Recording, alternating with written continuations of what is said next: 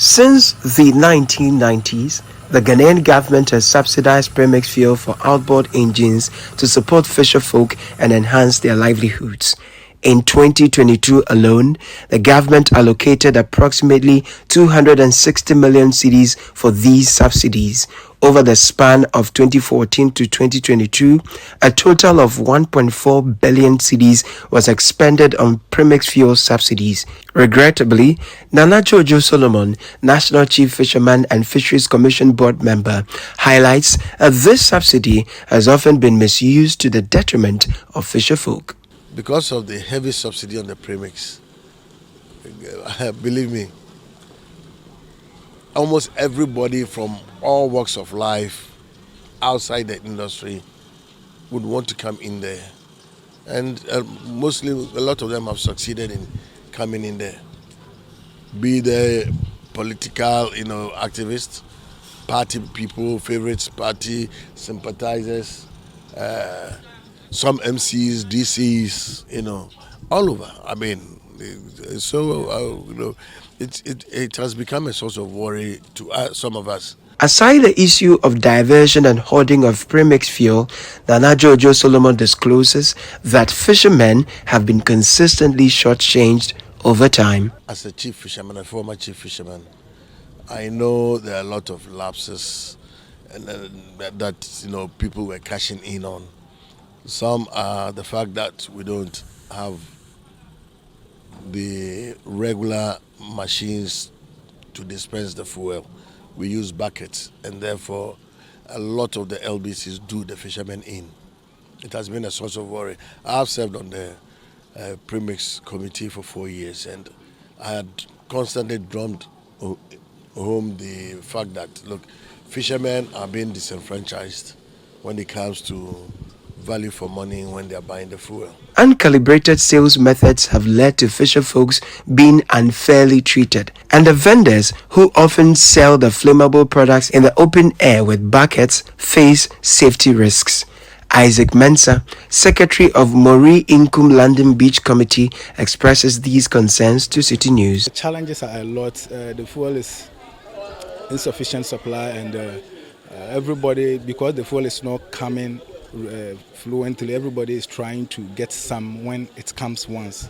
So we always face challenges here. People are fighting, quarreling, and so many things, and the place too is not safe when in case of anything. It has been a concern to us because where we are working and we are not in a safe place, we always think of how we're going to get a safe place to work so as to fit what we are doing. To address these pressing issues, the Ministry of Fisheries and Aquaculture has taken steps to streamline the distribution and sale of premix fuel. Mavis Hawakumsin serves as the sector minister. His Excellency the Vice President tasked me, and the reason was that I should make sure that the fuel that are being diverted will get to the rightful people. Because we realize that from Tor to the landing beach, we don't get the quantity that is supposed to get there. Sometimes it doesn't even get there at all. We have 300 landing beaches, and these 300 landing beaches, government supplies them with premix fuel. But at the end of the day, as I said earlier, it doesn't get to the designated people. And so we are bringing in this automation to curtail the diversion, and it will also help government to know the quantity that he should take to a landing beach at a particular time. And we also know the number of fishers that draw premix fuel at a particular landing beach. We have their canoe registration, and we are to emboss it on their canoes, and these numbers will be synchronized with their data. The minister further provides insights into the workings of the premix fuel automation and dispensing system. We'll be able to monitor the fuel from the from the Tor to the landing beach. Even in my office, we'll know the quantity that is taken from Tor and the quantity that is being delivered. And then when somebody draws, we'll be able to know who has drawn what quantity, and we'll know as and when we should send premix to the community. There will be no more diversion. It will get to the rightful people. We also know the number of people that are supposed to draw the premix fuel. Sometimes we hear about, how do you call it, outbreak of fire at the landing beaches.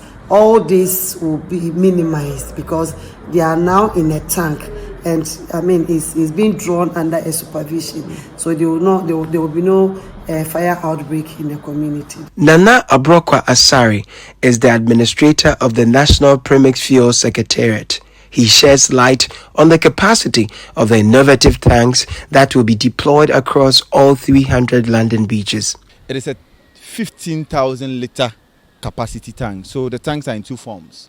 We have the 15,000 and then the 30,000 litres capacity storage tanks. The 15,000 tanks are for landing beaches where we have smaller number of canoes. This is Nungwa, where we have just about 100 to about 120 canoes. Landing beaches that have bigger capacities have the double size tanks, that is the 30,000 litre capacity tanks. Additionally, Nana Abrokwa Asari details the entities responsible for providing services at these new distribution points. We already have a landing beach committee system in place. The LI that governs the sale and distribution of premix fuel, that's LI 2233, fishermen, the right to manage premix fuel outlets.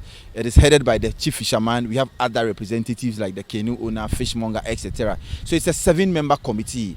But because of the level of technology, it will take a while for our fishermen to also adjust to handling this very expensive machine. So every distribution point will have a sales assistant that would support the landing beach system that we already have to make sure that there's smooth and easy flow of transactions. The primary beneficiaries of this innovation are the fisherfolk themselves.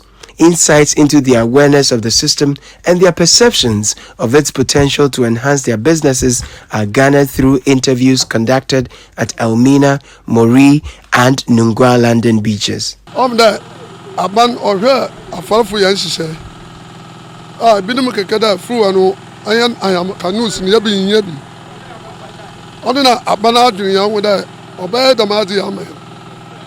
Abase Ajawukataba. The young with our canoe. No Webubiamo. Nezuko Juma. Oh, yeah. Oba boy and papa. Fishes and less why are they? The world to mess the midden. Yajiboton petrol. No umbremu. Ambassador Eto Bua. That's an echo. No petrol in Sanabana. If you were different place. No so equa. And you be like the Sanako. If I get machine, I can be machine he why jacket first be do home okay machine go home first okay machine see be and okay machine go home ke but fuel ban again first no arroz yo see be and okay machine go home money mo fe mo do oyin card onyo baje ko baje have petrol jo here card there about petrol. So you like it? Yes. Do you have any concerns with the card business?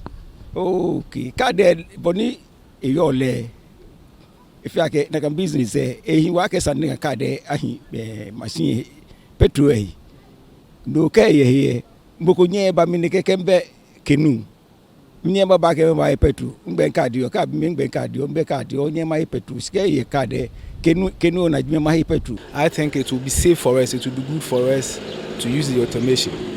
Because selling fuel at open place like this, you can see that it is not good. And in case of any fire or anything, our lives are not safe. So it's better we use the automation, and we are happy for it. With the calibration and everything going on, realize that fishermen will get their value for money. And people who are not fishermen, cannot abuse subsidies that have been granted the industry by taxpayers. You understand?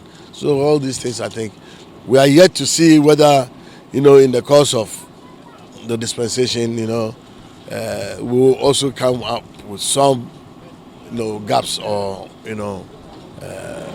flaws in the system. But I think predominantly with what we have seen and, I think at least 90%, 95% of clearance, will be done and fishermen will be happy. The full uptake of the premix fuel automation and dispensing system promises to eradicate the human elements that robbed many fisher folk of the much-needed commodity that is premix fuel. For Citi News, I am Caleb Kuda.